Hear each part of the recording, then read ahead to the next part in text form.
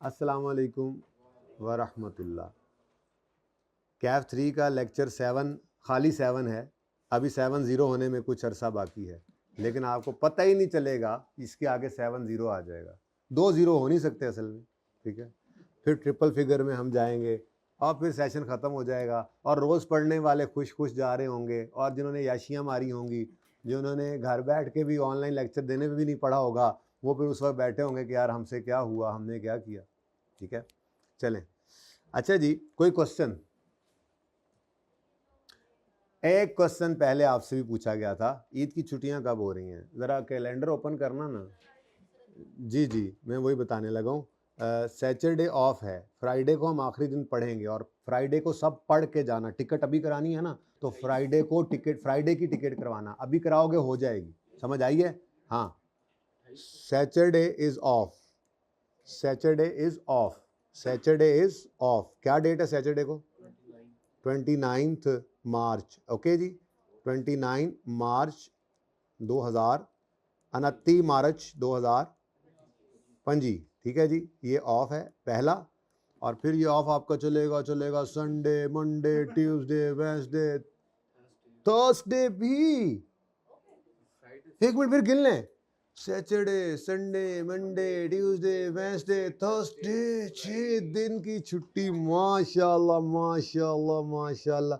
Thursday भी of होगा जी। हाँ, ये पूरा हफ्ता बन जाता है बेटा, 6 दिन, पूरा हफ्ता ही 6 दिन का ही होता है। ठीक है, अच्छा जी, अब ये डेट क्या बनती है जरा बताओ। ठीक है जी, अच्छा अब बेटा जी, असल में ना आप लोगों ने कोशिश करनी है कि वापसी की टिकट भी पहुंच के करवा लें। ठीक है, तो फ्राइडे, सैटरडे, फ्राइडे, अभी अभी तो संडे ऑन नहीं कर रहा मैंने कर देना था। अगर ये दरमियान में होता ना कभी ईद, तो पहला और आखिरी संडे ऑन करके दरमियान में 6 दिन देने थे। बहरहाल हूँ बसों बाहर सी गल। तो ये जनाब आपकी 6 अदद छुट्टियाँ हैं, इंशाल्लाह ये आपको मोर देन इनफ होंगी, अल्लाह ने चाहा तो। ठीक है, 2 बहुत दूर वाले हैं ना बेटा, उनको ही तो ये 2 एक्स्ट्रा दी हैं, वरना अगर आप गवर्नमेंट की छुट्टियाँ देखेंगे तो वो 4 को होंगी। ठीक है, मेरे ख्याल में मंडे, ट्यूसडे, वेंसडे ही छुट्टी। थर्सडे को तो हर जगह ऑन होगा, हर जगह पे थर्सडे मेरे ख्याल से ऑन होगा। और जिन जिन इदारों में थर्सडे, सैटरडे ऑफ नहीं होता, शायद वो सैटरडे भी ऑन रख रहे हो। बहरहाल काफ़ी हैं यार, मुकदियाँ नहीं। घर पे तो 1 घंटे में भी बंदा मिल लेता है, लेकिन 1 साल भी काफ़ी नहीं है। तजुर्बा है मेरा, मैं भी आउट स्टेशन का ही था, इस वक्त से गुजरा हूँ।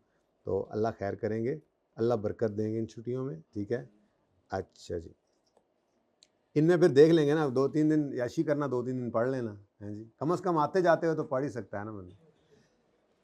ओके, क्वेश्चंस की हद तक देखें तो हमारा क्वेश्चन 20 रहता है, लेकिन हाँ सॉरी, एक क्वेश्चन आ रहा था जी बेटा। क्वेश्चन नंबर 19 कल हमने कर लिया था जी, किया था बिल्कुल।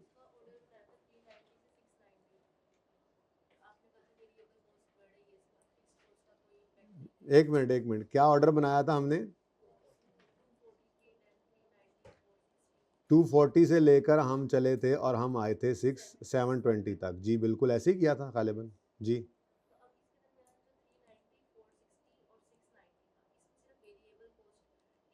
एक मिनट बेटा, एक मिनट, मुझे तरतीब से लिखवा ही दें। 310, 390, 460, 690 और 720।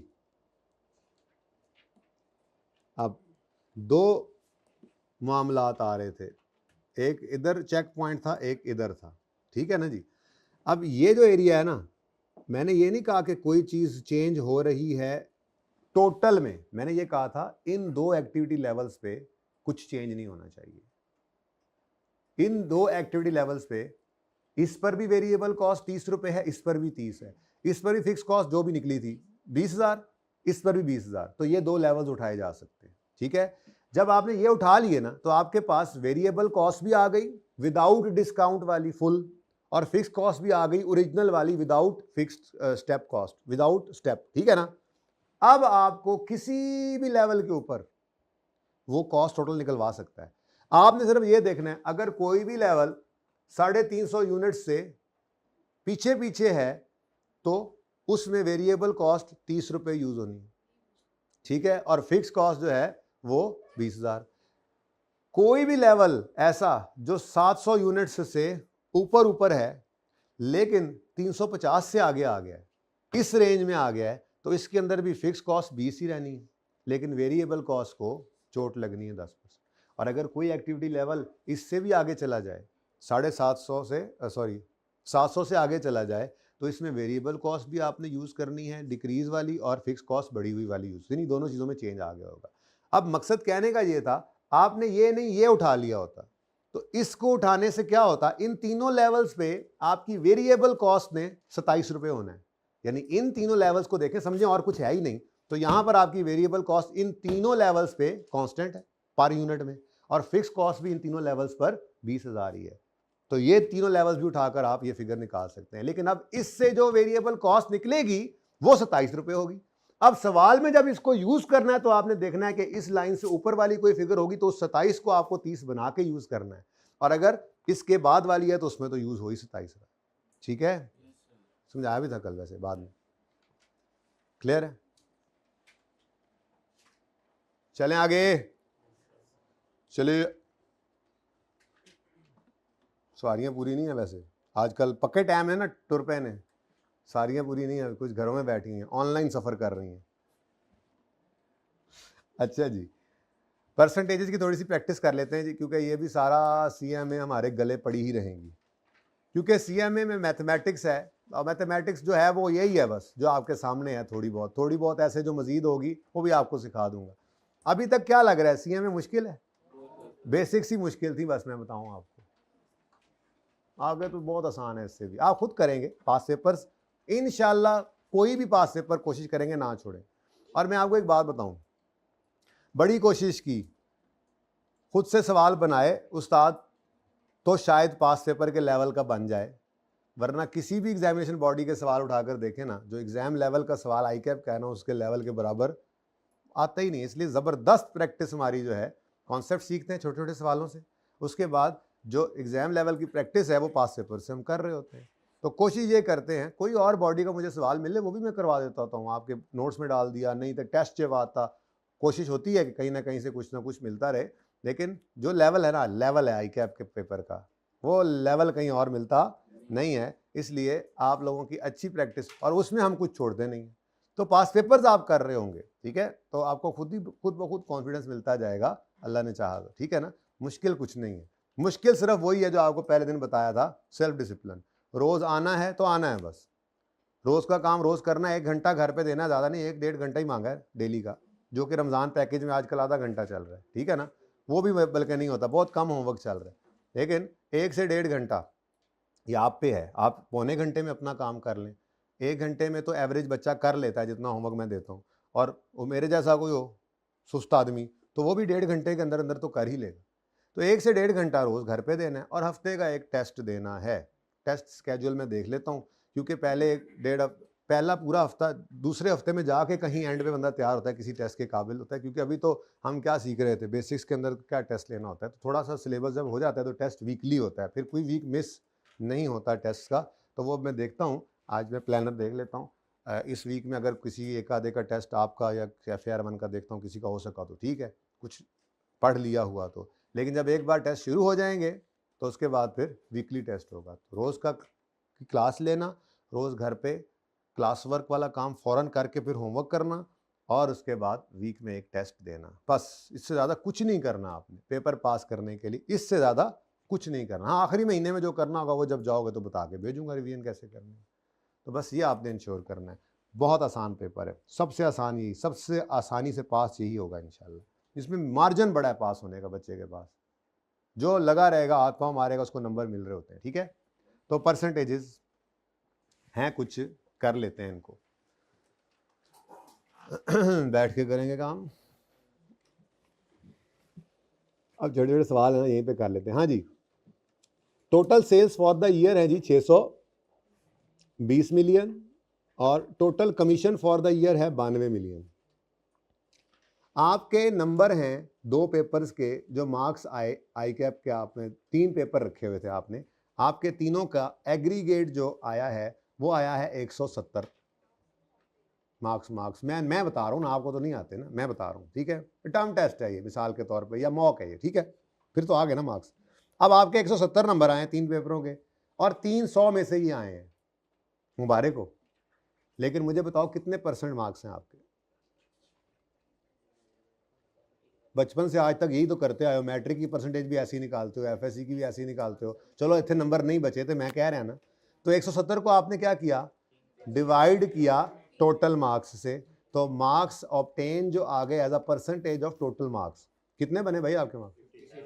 बड़े हैं, 50 से ऊपर तो बड़े, इंशाल्लाह पास। ठीक है, अब ये 57% ही यहाँ पर निकालना है, वो जरा डिफरेंट चीज, मतलब ये परसेंटेज निकालनी। कहता है कमीशन कितना है जी, 92 मिलियन, और ये टोटल कमीशन है, और टोटल सेल्स इस साल की हैं 620 मिलियन। गालिबन इन्होंने सेल्स के साथ कमीशन को जोड़ा था, ठीक है। तो वो पूछना ये चाह रहे हैं कि commission as a percentage of sale बताओ कि कितने परसेंट सेल का ये कमीशन, कितने परसेंट ऑफ सेल है, कितने परसेंट ऑफ सेल ये कमीशन है। तो क्या करोगे, 92 मिलियन डिवाइडेड बाय, कहाँ लिखते हैं, यहाँ पे कर देते हैं, 92 डिवाइडेड बाय 620।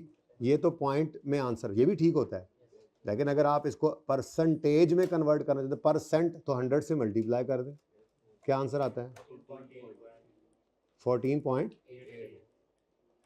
यानी कोई हमसे ये पूछ सकता है ना कि पीरियड के एंड पे कि हाँ भाई इस पीरियड में हमने कितने परसेंट कमीशन पे किया, तो हम कहेंगे जी 1 मिनट, हम टोटल कमीशन देखेंगे डिवाइड बाय टोटल सेल्स, हम कहेंगे जी 14.83। को मसला, आसान चीज़ें, चलते रहो।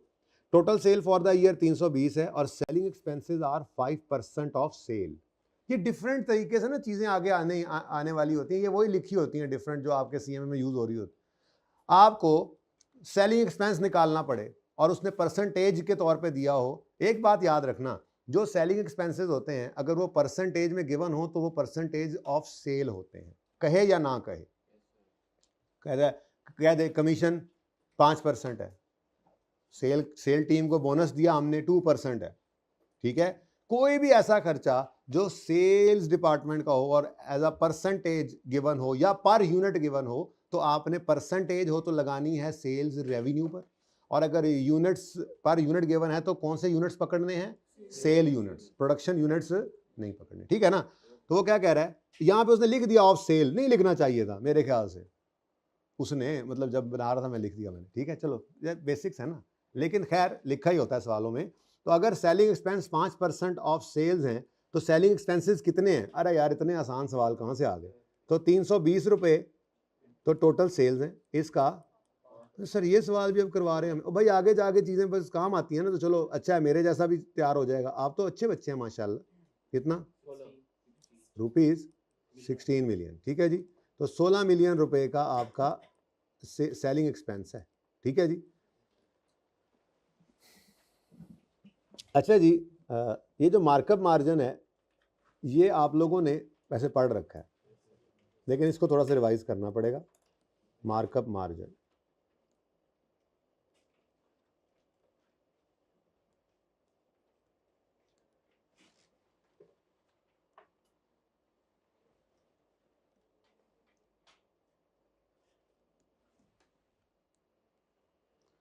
अच्छा वो फार्मूला कल एक लिखवाया था वो याद है?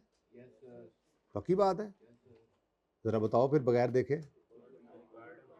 रिक्वायर्ड अमाउंट निकालनी हो तो कोई ना कोई अमाउंट, पहले तो परसेंटेजेस निकाल लेंगे, परसेंटेजेस में हमारे पास डेटा पूरा हो, कोई एक फिगर गिवन हो तो जो गिवन होगी उसको डिवाइड करेंगे उस गिवन की परसेंटेज से, और जो रिक्वायर्ड है उसकी परसेंटेज से मल्टीप्लाई। और ये फार्मूला सिर्फ एक मार्कअप मार्जिन में नहीं, जो कल किया उसमें नहीं, हर जगह इस्तेमाल होगा, आपका बड़ा कीमती फार्मूला है, ठीक है। अच्छा जी, फिलहाल मैं पढ़ाने लगा था आपको मार्कअप एंड मार्जिन। तो मार्कअप और मार्जिन, मार्कअप का मतलब है कि प्रॉफिट की परसेंटेज को लिंक किया जाता है, profit percentage is linked with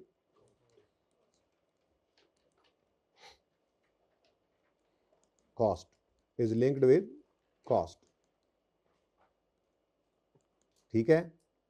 और मार्जिन का मतलब होता है, अब किसी भी तरह से ये लिखा हो सकता है, ठीक है, ये लिखा हो सकता है profit is 10% of cost, profit is 10% of cost of sale, profit is 10% of total cost, या सिर्फ लिखा हो सकता है प्रॉफिट इज या देयर इज 10% मार्कअप, तो सिर्फ मार्कअप भी लिखा हो तो इसका मतलब क्या होता है? कॉस्ट। ठीक है, मार्कअप का मतलब क्या होता है? कॉस्ट। और मार्जिन का मतलब क्या है कि प्रॉफिट परसेंटेज को लिंक किया गया है, profit percentage is linked with cell.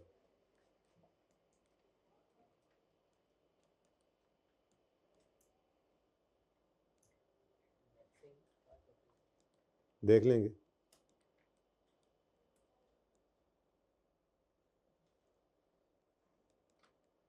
वैसे नेट सेल ही होती है। भाई का सवाल था, मैंने रिपीट नहीं किया। हाँ जी, मैं सॉरी, वो भाई ने सवाल पूछा तो उधर ही चला गया। भाई ने एक सवाल पूछा तो मैंने फिलहाल उसको रेलेवेंट नहीं समझा कि जी नेट सेल या ग्रॉस सेल। तो भाई नॉर्मली नेट सेल ही होती है, क्योंकि आप देखें ना आपके पीएनएल में कौन सी सेल जाती है। आप ग्रॉस तो नहीं ना कह सकते, ग्रॉस रिकॉर्ड जरूर होती है, लेकिन जब सेल डन होती है आप पीरियड एंड पे जाकर उसको नेट कर देते हैं, तो नेट सेल ही हमारा रेवेन्यू है। अच्छा, विद कॉस्ट। अच्छा जी, अब ये तो हो गया ना आइडियल सिनेरियो, नहीं लिखे हुए मैंने। चलो, आइडियल सिनेरियो क्या हो गया कि जी 10% of cost, 10% above cost, 10% of cost of sale, या cost plus 10%। Now this is ideal scenario. Cost cost cost cost लिख रहा है, या सिर्फ लिख दे मार्कअप, तो ये सब केसेस के अंदर क्या है, क्लियरली लिख रहा है कॉस्ट। कभी कभी वैसे ऐसा हुआ तो नहीं, लेकिन हो जाए कभी, लेट से लिखा हो कि there is 10% markup on sale. अब क्या करें, मार्कअप लें या सेल लें? अब वो मार्कअप उर्फ आम में कभी कभी इस्तेमाल हो जाता है, जब वो ऑन सेल क्लियरली कह दे तो फिर धोखा नहीं खाना। तो आइडियल सिनेरियो ही होगा, लेकिन कभी ऐसा कर दे तो ध्यान। अच्छा, दूसरी तरफ आए, प्रॉफिट परसेंटेज सेल से लिंक्ड होगी। कैसे? हम कहेंगे जी there is 10% profit on sale, या profit is given as a percentage of sale which is 10%। ये तो हो गया आइडियल सिनेरियो। या सिर्फ लिखा हो मार्जिन, 10% मार्जिन, लेकिन अगर कभी वो लिख दे कि profit is margin, there is 10% margin on cost, अब क्या करें? फिर धोखा नहीं खाना। असल में ना ये उर्फ आम में लफ्ज इस्तेमाल होता है। जैसे ये भाई ने इस भाई से पूछा, भाई आजकल क्या कर रहे हो? इसने कहा यार मैं जो है ना वो ओलिव ऑयल का काम कर रहा हूँ, मेरे इलाके से निकलता है, मैं वहां से वो जब वो निकालता हूँ मैं बेच रहा हूँ। अच्छा, कैसे मार्जिन हैं इस काम में, कैसे मार्जिन हैं? अब ये उर्फ आम में इस्तेमाल हो जाता है लफ्ज। अब वो तो उसका मसला है ना कि उसने प्रॉफिट की परसेंटेज को लिंक कैसे किया हुआ है। ठीक है, वैसे ना अभी नहीं, चलो अभी पहले ये कर लेते हैं, फिर उसके बाद एक बात बताऊंगा। असल में प्रॉफिट जो है ना दिमाग के अंदर मेरा अगर है ना कि मैंने 100 वाली चीज़ 150 की बेचनी है, तो 50 रुपये का मेरे पास प्रॉफिट का जो टारगेट है ना, तो परसेंटेज में मैं वो as a percentage of sale भी लिख सकता हूँ, उसी को ही एज अ परसेंटेज ऑफ, ये मैं बाद में बताता हूँ। बताने लगा था, फिर मैंने कहा छोड़ो पहले ये सीख तो लें। ठीक है, तो मार्कअप मीन्स प्रॉफिट किसके साथ लिंक्ड है? कॉस्ट के साथ। और मार्जिन मीन्स प्रॉफिट किसके साथ लिंक्ड है? सेल के साथ। कोई मसला इसमें? ये किया हुआ है कहाँ वैसे आपने इंट्रो में, बट मैं फिर भी तसल्ली के लिए अपनी करवा रहा हूँ। ठीक है, अच्छा, अब इसमें अगर मार्कअप और मार्जिन हो, जैसे कि आपके सामने सवाल आया नंबर 3, वो कहता है कैलकुलेट करो ग्रॉस प्रॉफिट। क्या करो? अगर मार्जिन 20% है, अगर मार्जिन 20%, ठीक है, या दूसरा केस क्या है, अगर मार्कअप 25% है। डिफरेंट हो सकता है। तो जब भी आपने सवाल करना है, ठीक है, तो इसको सॉल्व करने का के 2 स्टेप्स होंगे। आज तो बड़ी अंग्रेजी लिख के हम, जाहिर सी बात है, लंबी तफसील से बात करेंगे, लेकिन पर्चे में तो डायरेक्ट ही किया करेंगे ना, फिर तब तक प्रैक्टिस हो जाएगी। ठीक है, तो जब भी कभी मार्कअप मार्जिन इन्वॉल्व हो जाए, अब सिचुएशन क्या है? सिचुएशन ये है कि आपको सवाल के अंदर वो दे रहा है सेल्स की फिगर और कह रहा है निकाल के दो मुझे प्रॉफिट, और उसके अलावा सिर्फ पहले मार्कअप कर लेते हैं। सिर्फ क्या कह रहा है कि मार्कअप है 25%। अब सिर्फ एक सेल्स गिवन है और कह रहा है कि प्रॉफिट निकाल के दो, और प्रॉफिट को कह रहा है 25% of what? Cost. Of what? Cost. तो स्टेप 1 में आपने अपनी एक बड़ी मशहूर सी एक इक्वेशन है, हर बच्चे को पता है, बचपन में ही आपको पता होता है, बगैर इंट्रो में आने से पहले भी आपको पता था इसका। ठीक है, आम ऐसे बात जाते बंदे को भी एक बात का पता होता है कि अगर आपने 100 रुपए की एक चीज खरीदी है, तो आप उसमें अगर प्रॉफिट का एलिमेंट ऐड करना चाहते हैं, लेट्स से 20 रुपए, तो आपकी सेल प्राइस क्या होगी? मतलब ये उर्फ आम में ये पता ही होता है लोगों को, ठीक है, कि ये क्या है, cost plus profit is equal to sale. ये इक्वेशन जो है cost plus profit is equal to sale जो है, ये कोई ऐसी मुश्किल इक्वेशन नहीं है। तो सबसे पहले आपने ये इक्वेशन बनानी, ठीक है। लेकिन इस इक्वेशन को बनाते हुए आपने बस ध्यान ये रखना है कि प्रॉफिट की परसेंटेज जिसके साथ लिंक्ड है, आपने इस इक्वेशन में उसको 100 लेना है, ठीक है। मैं लिख रहा हूं, आज तो सारा कुछ ही लिख रहे हैं ना। तो स्टेप 1 क्या हुआ करेगा? स्टेप 1 क्या होगा? Prepare equation. कौन सी वाली इक्वेशन? मशहूर जमाना, आपकी मशहूर जमाना equation, cost plus profit is equal to sale, ठीक है। अच्छा, तो ये स्टेप 1 है जी हमारा, कॉस्ट में प्रॉफिट ऐड करें और सेल पे पहुंच जाए, ठीक है जी। अच्छा, तो अब क्या एहतियात करनी है जी? सवाल आपके सामने है, वो क्या कह रहा है जी? 25% ऑफ मार्कअप है, 25% मार्कअप है, यानी कि प्रॉफिट लिंक्ड है कॉस्ट के साथ। अब मैंने ये इक्वेशन पूरी करनी है, तो मैंने इस इक्वेशन को बनाते हुए एहतियात क्या करनी है? जिसके साथ प्रॉफिट की परसेंटेज लिंक्ड है उसे 100 अज्यूम कर लें, ठीक है। तो ये मैं लिख रहा हूं आपके लिए,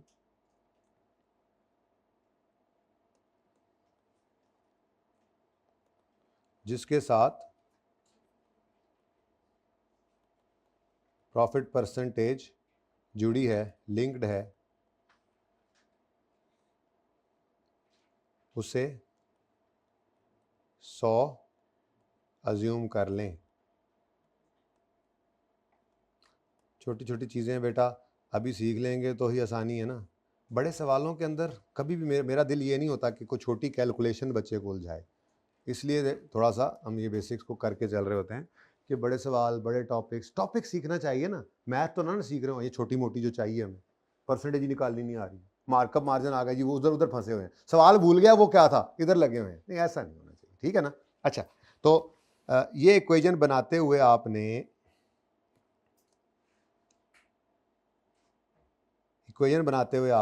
ये ख्याल रख लेना है, ठीक है जी। ओके, चले अब बताएं जी, सवाल आपके सामने है, क्वेश्चन नंबर 3 आपके सामने है। जीपी मार्कअप है 25%, तो किसके साथ प्रॉफिट लिंक हो गया? तो फिर कॉस्ट को क्या ले लेंगे? 100। कॉस्ट को ले लिया हमने 100, ठीक है जी। ये मैं ब्लू से करता हूँ, ये मैं बार बार चेंज कर लूँगा। पहला दिन है इसलिए इस तरह से लिख रहे हैं, पर्चे में ये नहीं लिखेंगे C plus P equal to S, लिखना भी हुआ तो C plus P equal to S लिख लेंगे, ठीक है। तो 100, कॉस्ट आ गई 100, प्रॉफिट 25। अब बैलेंसिंग क्या निकाला आपने? बैलेंसिंग क्या निकाला? सेल की फिगर को निकाला, बैलेंसिंग सेल निकाली आपने, तो ये जनाब बन गया आपका 125। डन जी।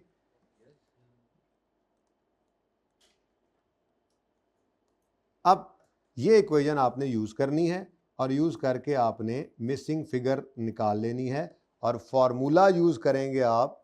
मैंने यहां कहीं लिखा था, कहां लिखा था? ले फॉर्मूला, ठीक है। तो इसके बाद स्टेप 2 में आप रिक्वायर्ड अमाउंट निकालेंगे यूजिंग आपका फेवरेट फॉर्मूला। तो step 2, calculate required amount,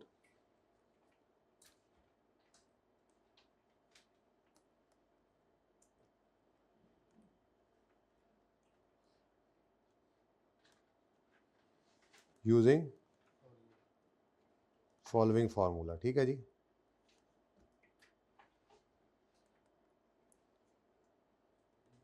using formula, और वो फॉर्मूला क्या है जी? आपको जो रिक्वायर्ड अमाउंट है वो निकालने के लिए आपने क्या करना है? जो गिवन अमाउंट है उसको पकड़ लेना है, ठीक है जी, और इसको डिवाइड कर देना है आपने गिवन अमाउंट की परसेंटेज से,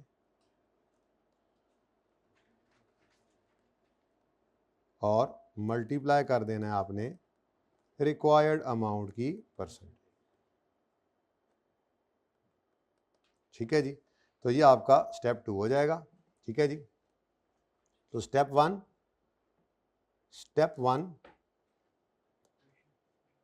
प्रिपेयर ये वाली इक्वेशन, ठीक है जी। स्टेप 2, रिक्वायर्ड अमाउंट निकालो यूजिंग ये वाला फॉर्मूला। बोला अजीब ही लैंड लग, अजीब ही डिब्बा बन गया, ठीक है जी। तो ये आपके जनाब 2 अदद स्टेप्स। अब आप सवाल की तरफ जाएं और जाकर देखें, ये ट्राई किया था किसी बच्चे ने इसको घर पे, कहा था ना कर लेना। अच्छा, अब सवाल में जाएं और जाकर देखें हमें चाहिए क्या। कैलकुलेट, कैलकुलेट किसे लिखा है, कैलकुलेट जीपी। तो रिक्वायर्ड क्या है, प्रॉफिट। रिक्वायर्ड क्या है, प्रॉफिट। जीपी लिख लो, प्रॉफिट लिख लो, एक ही बात है, ठीक है। फिलहाल sale less cost of sale ही होता है। उसके बाद गिवन हमें क्या है सवाल में, सेल गिवन है, तो सेल गिवन अमाउंट है। ये दो चीजें, चाहिए क्या, प्रॉफिट, गिवन क्या है, सेल, ये हमें मिला करेगा क्वेश्चन से। और उसके बाद हमारी इक्वेशन है और हम हैं, फिगर निकाल लेंगे। तो गिवन क्या है जी, सेल कितने रुपए की, देख लो 30,000 है, 3,000 है, 30,000, 30,000। अब ये आपने सवाल से डेटा उठा लिया, चाहिए क्या, प्रॉफिट, गिवन क्या है, सेल। अब आओ इधर अपनी इक्वेशन की तरफ। गिवन सेल है, इसकी परसेंटेज इस इक्वेशन में देखो तो 125 है, तो डिवाइड कर दो इसको 125 से। और हमें चाहिए क्या, चाहिए क्या, प्रॉफिट। प्रॉफिट की परसेंटेज भी इसी इक्वेशन में देखो तो क्या है, असल में ये परसेंटेज है, ये परसेंटेज है, मैंने लिखा नहीं, बस परसेंटेज है, ठीक है, ठीक है, लिखने की जरूरत नहीं है, ये लो, ओके। अच्छा जी, इनटू 25, तो आंसर इज 6,000,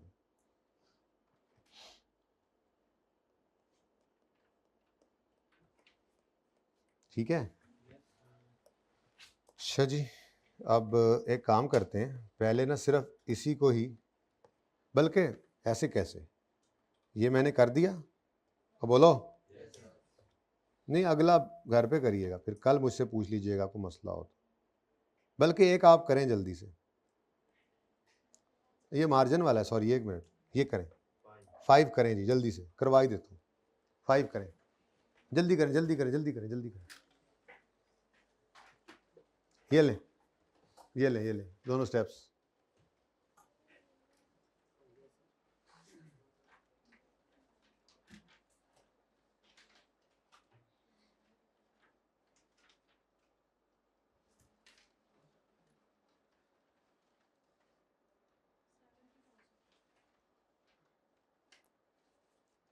डन, कितने बच्चे, हु डन, बाकी वाई नॉट डन। ओ सुस्तियां दे मारे हुए, छेती करो।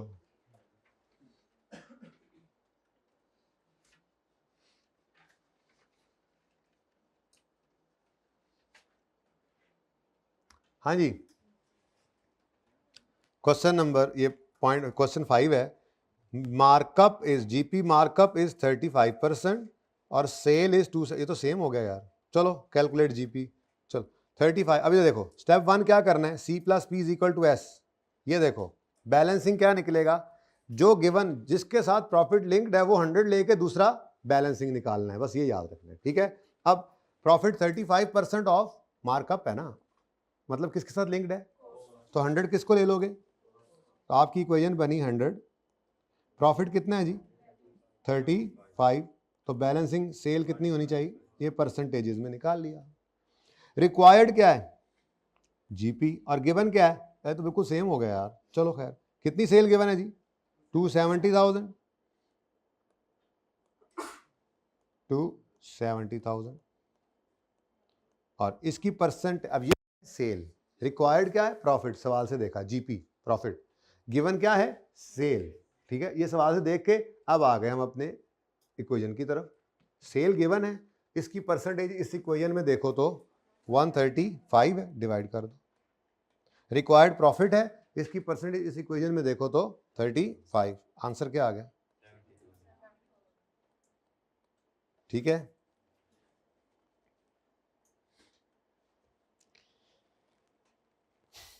अच्छा जी, अब अगर यही मार्जिन की बात कर दे तो जीपी मार्जिन इज 20%, तो मार्जिन मींस प्रॉफिट किसके साथ लिंक हो गया, ठीक है। अब क्या चेंज आएगा सवाल के अंदर ये देख लें, सवाल तो अलग होगा ना, या मार्जिन होगा या मार्को बोल सवाल में आपको, ठीक है। अब इधर देखो भाई, मैंने बैलेंसिंग भी उड़ा दिया, इसकी क्या वजह होगी देखते हैं अभी, ठीक है। और ये तो हम देखेंगे गिवन क्या है, रिक्वायर्ड क्या है, ठीक है जी, ओके। लो जी, अच्छा जी, अब ये ना इंडिपेंडेंट केसेस, इंडिपेंडेंट सिनेरियो बनाओ ना ऐसे जी। हमें गिवन है सेल्स और हमने निकालना है प्रॉफिट, और प्रॉफिट गिवन है as a percentage of sale, margin means on sale. अब दो चीजें मिल गई हमें, बल्कि सबसे पहले क्या करना है, इक्वेशन बनानी है। इक्वेशन बनाते हुए क्या कहा है आपको, किसके साथ प्रॉफिट लिंक्ड है, तो इक्वेशन बनाते हुए जिसके साथ प्रॉफिट लिंक्ड हो उसको, आ जाओ, इस बार सेल को 100 लोगे। और अगली बात, प्रॉफिट की परसेंटेज क्या है 20%, तो यहां पे आकर लिखोगे प्रॉफिट 20%। अब ये इक्वेशन है, बैलेंस नहीं है। अब इस केस में बैलेंसिंग क्या निकलेगा, ठीक है, समझ आई, ओके। अगर कॉस्ट 100 ली थी तो प्रॉफिट उसमें ऐड करके बैलेंसिंग इस इक्वेशन में सेल निकली थी। अगर सेल 100 ली है, और ये कब लेना है, जब प्रॉफिट सेल के साथ लिंक्ड है, तो 100 सेल है और प्रॉफिट 20 है, तो फिर कॉस्ट कितनी होती है, ये इक्वेशन हमने परसेंटेज में कन्वर्ट कर ली, ये इक्वेशन बन गई, ठीक है। अब सवाल में आकर हमने देखा हमें रिक्वायर्ड है प्रॉफिट यानी जीपी, गिवन है हमें सेल्स, तो सेल्स 30,000 उठा लो। ये करने के बाद आपने अब अपनी इक्वेशन की तरफ देखना है, व्हाट इज गिवन सेल। अपनी इक्वेशन में जाकर देखो सेल की क्या है परसेंटेज, तो डिवाइड करो इसको 100 से। रिक्वायर्ड क्या है, तो प्रॉफिट की परसेंटेज देखो, डिवाइड मल्टीप्लाई करो 20 से, आंसर इज, ठीक है जी, तरीका बदल गया। अब यहीं पर ये प्रॉफिट निकाल रहे हैं, कॉस्ट भी निकलवा सकता था, सेल दी, परसेंटेज दी, कॉस्ट निकलवा ले। उसमें क्या करते हैं हम, भाई सेल गिवन है तो डिवाइड कर देते सेल की परसेंटेज से, मल्टीप्लाई कर देते कॉस्ट की परसेंटेज। अच्छा, सवाल में कॉस्ट गिवन हो सेल निकलवा सकता है, फॉर्मूला यही यूज होता रहेगा, कॉस्ट गिवन है तो कॉस्ट लिखोगे, कॉस्ट की परसेंटेज इक्वेशन उठा के डिवाइड करोगे, सेल से सेल निकालनी है तो सेल की परसेंटेज से मल्टीप्लाई कर दो, प्रॉफिट निकालना है तो प्रॉफिट की परसेंटेज मल्टीप्लाई कर दो। कुछ भी गिवन हो, इक्वेशन और फॉर्मूला यही चलेंगे। सवाल 1000 तरह के बना लो, यही रहेंगे हमारी इक्वेशन भी और फॉर्मूला भी, ठीक है। तो इसकी थोड़ी सी प्रैक्टिस होती चली जाएगी, तो ये अब अंग्रेजी नहीं लिखा करेंगे हम, आने वाले दिनों में आहिस्ता आहिस्ता पक्के हो जाएंगे। ये बस पेपर के अंदर C + P = S लिख लिया करेंगे, और अंग्रेजी में लिखने के बजाय फॉर्मूला सिर्फ ज़बानी दोहराया करेंगे, तो करते करते इंशाल्लाह ये इतना पक्का हो जाएगा कि C + P = S भी जब आप 70-80 लेक्चर्स पे पहुंचे होंगे ना, तो आप दिमाग में कर लिया करेंगे। बहरहाल मैं तो हर बार ही लिख दिया करूँ, कोई मसला नहीं, ठीक है। अच्छा जी, अब ये मार्जिन की भी थोड़ी सी प्रैक्टिस हो जाए, तो करें नंबर 4 जल्दी से।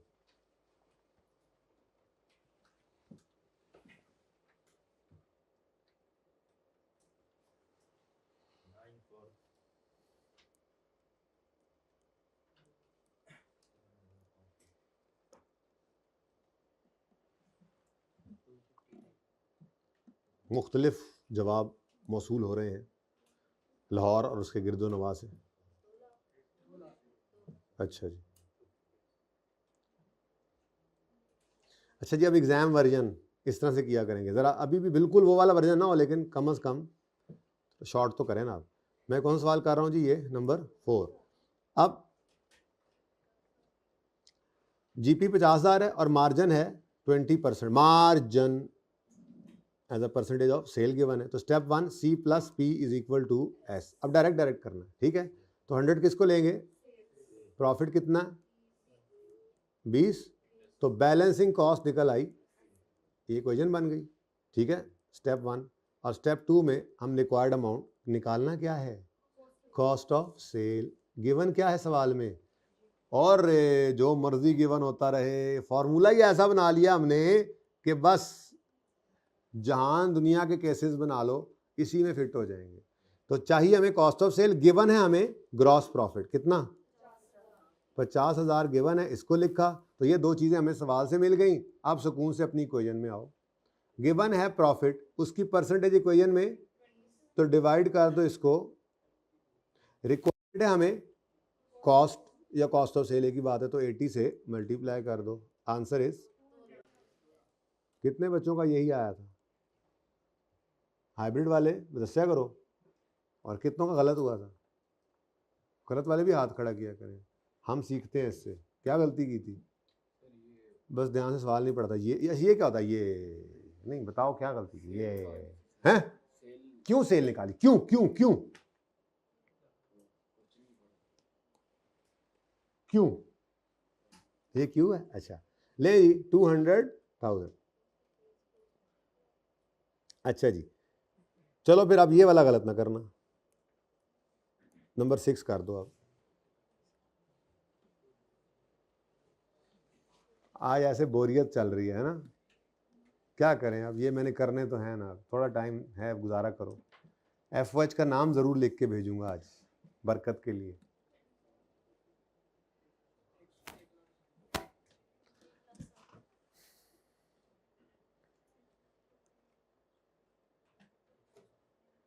पता नहीं यार, मैं किहड़ा को हाफज हूं सवालों का जवाबों का।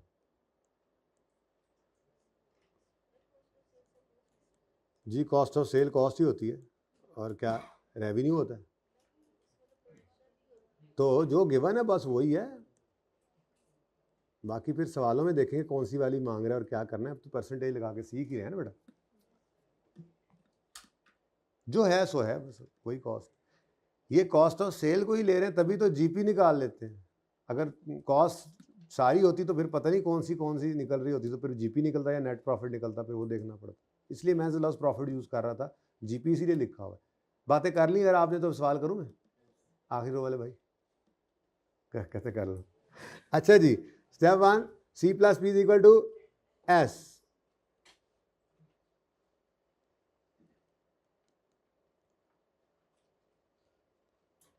जी अब प्रॉफिट लिंक्ड है, परसेंटेज लिंक्ड है मार्जिन सेल के साथ, 100 आ गया।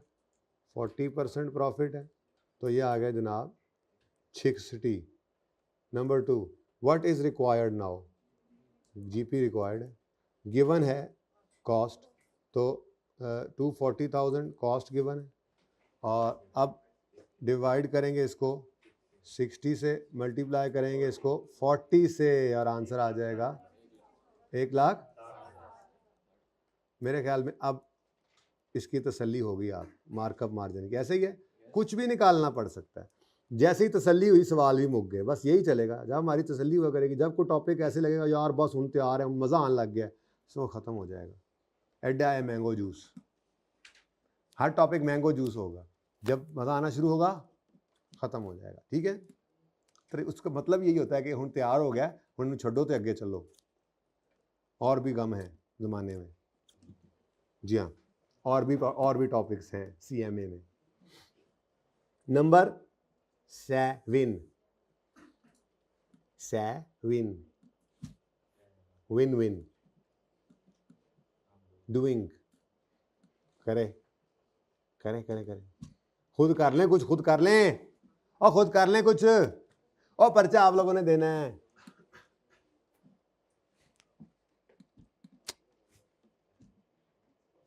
ऐसे कैसे होगा?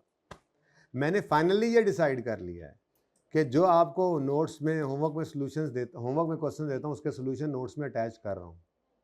लेकिन मैं कस्में उठवाऊंगा आपसे कि एक बार सवाल करने से पहले, और मेरा तजर्बा है 50% बच्चे तकरीबन जो है वो बगैर देखे ही पूरा करते हैं, जिनमें से 30% बच्चों का सही भी होता है और 20 की माइनर गलतियाँ होती हैं। तो चलो घर से चेक करके आएंगे, ज़रा और बेहतर होगा। और जो बाकी के 50% हैं उनमें से 20-30% करते ही नहीं हैं। जो बाकी करते हैं वो जो मर्जी कर लें, उन्हें देख के ही करना है, तो उनको समझ आएगी एक अटैम्प्ट के बाद। क्योंकि अगर वो ना दे सोल्यूशन तो वो अगले दिन भी करके नहीं आए होते। ठीक है, तो ठीक है, अब ये तो अब फिर पास होने वाले जो जैसे कहूँगा वैसे कर लेंगे, जिन्होंने अगली बार पास होना है वो इस बार अपनी मर्जी कर लेंगे। लेकिन मुझे ज़्यादा सहूलत आप लोगों की इसमें नज़र आई थी। असल में वो व्हाट्सएप के ऊपर ना ग्रुप के अंदर सुबह नॉर्मली जो है वो सोल्यूशन आता है, इधर आपकी क्लास होती है, उधर आपको सोल्यूशन आया होता है, वो तेज़ी में देख रहे होते हैं, तो वो मुझे लगता है कि ज़्यादा बेहतर हो जाए। बस यहाँ पर भी आप लोगों के अपने, अब देखो ना रोज़ा क्यों इतना ज़्यादा अजर है, अल्लाह कहते हैं कि रोज़े का अजर तो मैं ही दूंगा। उसकी वजह यह है कि हर इबादत जो है वो देखने वाले देख रहे होते हैं। नमाज पढ़ी तो लोगों ने देख लिया, हज किया तो लोगों ने देख लिया, अभी रोज़ा रखा तो किसी को क्या पता, अल्लाह को ही पता है। इसलिए अल्लाह कहते हैं ये मेरे लिए है, इसका अजर भी मैं ही दूंगा, ये अल्लाह को ही पता है, ठीक है। और कोई मतलब छुप के कोई खा ले पी ले, ठीक है, लेकिन देख तो अल्लाह रहा है ना, तो वो अल्लाह को, तो इसीलिए अल्लाह पाक इस पर अजर भी ऐसे ही रखते हैं। ऐसी तरह मिसाल रमज़ान में आ गई। तो मकसद कहने का ये है कि सलूशन अगर पड़ा होगा तो पास होने वाले तो उसको नहीं देखेंगे, ठीक है, और जिन्होंने पास नहीं होना बेटा वो बेशक सामने रख के सलूशन करें, पता नहीं किस लिए कर रहे होंगे फिर, ठीक है ना। तो बगैर देखे जो करेंगे, बात मान के चलेंगे, उनको फिर पासिंग का तोहफा भी मिलेगा इंशाल्लाह। Question number 7, an asset is purchase for a total price of 257,400 जिसमें 17% रिफंडेबल सेल्स टैक्स पड़ा है। पड़ा रहने दें, आपको पता है कि एक के एसेट की कॉस्ट के अंदर आपने सिर्फ नॉन रिफंडेबल टैक्सेस डालने होते हैं। ये इंट्रो में आप पढ़ के आए हैं। बाकी यहाँ पर मैं आपको जब इन्वेंट्री वैल्यूएशन का चैप्टर कराऊंगा, वैसे तो वो चैप्टर 1 है लेकिन पता नहीं कब कराऊंगा, ठीक है ना, क्योंकि वो आपका इंट्रो वाला है, वही IS 2 है बेसिकली, बस उसमें ज़रा ट्रेडिंग बिजनेस ज़्यादा फोकस होता था, यहाँ पे हम मैन्युफैक्चरिंग बिजनेस में वो कर रहे होंगे काम, ठीक है। आसान टॉपिक है, लेकिन जब करवाऊंगा तब आपको ये बताऊंगा, दोबारा से रिवाइज करवाऊंगा कि इन्वेंट्री जब हम परचेजते हैं, नींद वाले भाई, इन्वेंट्री जब हम खरीदते हैं तो उसकी कॉस्ट जो हमने कैपिटलाइज करनी होती है उसमें उसकी परचेज प्राइस होती है, उसकी डायरेक्टली एट्रीब्यूटेबल कॉस्ट ऐड होती हैं, नॉन रिफंडेबल टैक्सेस ऐड होते हैं, इंपोर्ट ड्यूटी ऐड होती है, डिस्काउंट्स रिबेट्स लेस होते हैं, कैरेज इनवर्ड डायरेक्टली एट्रीब्यूटेबल में आ गया बस, ठीक है। तो ये सारे खर्चे कैपिटलाइज होते हैं, तो ये पढ़ाऊंगा। तो बहरहाल आपको पता भी है कि रिफंडेबल टैक्स नहीं, सिर्फ नॉन रिफंडेबल टैक्सेस आपने ऐड करने होते हैं। अब वो कह रहा है कि एसेट को हमने टोटल 257,400 खरीदा है, जिसके ऊपर सेल्स टैक्स भी लिया है उस बंदे ने जिससे हम खरीद कर लाए। उसने इनवॉइस हमें जो बनाकर दी उस पर क्या लिखा हुआ है, 257,400, ठीक है। लेकिन वो जो सेल्स टैक्स उसने लगाया है ना हमें 17%, ये उस वक्त 17% था ना, जो 17% लगा, सवाल जब 17% जो सेल्स टैक्स उसने लगाया है ना, ये रिफंडेबल है, ये नॉन रिफंडेबल नहीं है। तो क्या हम इसको एसेट की कॉस्ट का पार्ट बनाएं? अब उसने एंट्री नहीं मांगी, कहोगे तो मैं कर दूंगा R1 वाली इंट्रो वाली एंट्री, लेकिन फिलहाल अकाउंटिंग एंट्री को छोड़ो, उसने तो सिर्फ ये कहा है कॉस्ट निकालो। असल में ना मुझे यहाँ पर फिक्स एसेट के खरीदने की एंट्री से ज़्यादा सरोकार नहीं है, फिक्स एसेट की कॉस्ट से सरोकार है, क्योंकि उस कॉस्ट को यूज़ करके मैंने डेप्रिसिएशन निकालनी, और डेप्रिसिएशन मेरी कॉस्ट है, पता नहीं कौन सी वाली, प्रोडक्शन या नॉन प्रोडक्शन, पता नहीं फिर उसमें कौन सी वाली, मटेरियल, लेबर या ओवरहेड, ये डिसाइड करना होता है, ये चीज़ें लेनी होती हैं कॉस्ट निकालते हुए। तो मुझे कॉस्ट से सरोकार है, तो क्या ये कॉस्ट सही है, इसको डेप्रिसिएशन के लिए यूज़ कर सकते हैं? भाई ये तो एसेट की कॉस्ट ही गलत है, इसको सही करना है। अब बात वहीं पर आ गई, हमने इसको परचेजा है 257 का, जिसमें शामिल है 117, इसका मतलब कि जो इनवॉइस बनी है वो ग्रॉस पे बनी है, ऐसे ही है ना। इनवॉइस किस पे बनाई है उन्होंने, ग्रॉस पे, और फिर उसके ऊपर इनवॉइस तो खैर हमारी परचेज प्राइस होती है, जो लिस्ट प्राइस होती है, चीज की प्राइस क्या थी, तो परचेज प्राइस थी, जिसको मैं कॉस्ट लिख सकता हूं, कॉस्ट, परचेज प्राइस को ही कहते हैं ना, परचेज प्राइस प्लस माइनस सब कुछ करके कॉस्ट ही होती है ना वो, ठीक है। अगर 100 रुपया कॉस्ट बनी थी हमारी, तो ये बिल होता है ना, बिल, ऐसे बिल में सारा कुछ लिखा होता है, ठीक है, ऐसे बिल के ऊपर ये जी टोटल ये कॉस्ट आपकी पड़ रही है, और नीचे यूँ लिखा होता है sales tax at the rate of 17%, ये ऐड हो गया, ये जनाब पे कर दें, हम ये करके आते हैं, बात समझे हैं। तो ये मैं आपको जरा इक्वेशन बना के दे रहा हूँ कि कॉस्ट में उन्होंने सेल्स टैक्स ऐड किया है, सेल्स टैक्स ऐड किया है, क्योंकि वो आपकी इनवॉइस वैल्यू में इंक्लूसिव है, कितने परसेंट, ये परसेंटेज में चल रहा है काम इसमें, बिल्कुल ऐसे जैसे कल वाला एक सवाल नहीं कराया था, ये बिल्कुल वैसे ही कर रहा हूं। ज़बानी भी आप कर सकते हैं इसको, ऐसी बात नहीं है, लेकिन ज़्यादा आसानी होती है इस तरह से अगर आप सवाल को कर लें तो।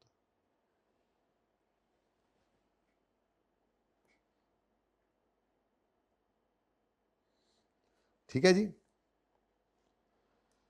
हाँ, ये तो मिटा दो, ये कल वाला सवाल है। चलो, ये तो हो गया था ना, किसी ने पूछा था शायद, छेड़ा था मुझे, है ना, तो फिर करना पड़ेगा था आप लोगों को सवाल वो।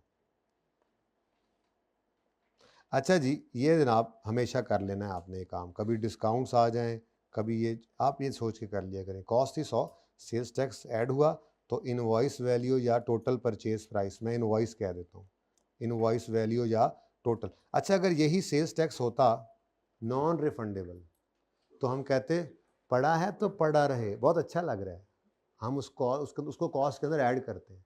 और जो रिफंडेबल होता है उसको कॉस्ट में ऐड, पर यहां मसला क्या है, रिफंडेबल वाला एडिड है ऑलरेडी, अगर मुझे कॉस्ट निकालनी है तो उसको बाहर खींचना पड़ेगा। ठीक है, तो ये जनाब इनवॉइस जो है ये 117 रुपए की उन्होंने हमें दी, यानी कि 100 रुपए की चीजें खरीदी थी, उन्होंने 17% उसके ऊपर जो है वो टैक्स लगाया और हमसे 117 ले लिया। ठीक है, ये सेलर ने लिया। ठीक है, अब हमें कॉस्ट कितने में पड़ी, हमें कितने में कॉस्ट कर रहा है ये तो देखना पड़ेगा, क्योंकि हमारे सामने तो उसने सिर्फ ये फिगर दी हुई है 257,400। तो बस मुझे गिवन क्या है, इनवॉइस वैल्यू, और मुझे फिर क्या है पता, परसेंटेजेस।